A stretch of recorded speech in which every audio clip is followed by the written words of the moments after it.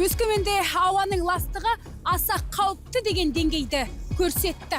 Қазір шығыста 400 мың адам қолайсыз экологиялық жағдайда өмір сүріп жатыр. Бұл мәселені Сенат депутаттары көтерді.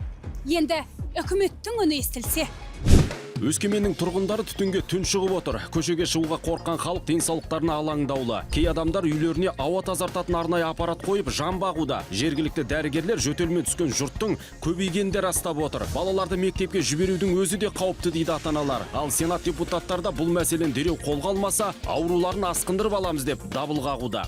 400 мыңға жуық халқы бар Өскемен қаласының тұрғындары экологиялық қиын жағдайда тұр. Қала ауасының ластанғанынан жергілікті билік 50 мыңнан астам мектеп оқушыларын онлайн оқытуға шешім қабылдаған. Жыл басынан бері Шығыс Қазақстанда өкпесі қабынған балалар саны өсіп барады.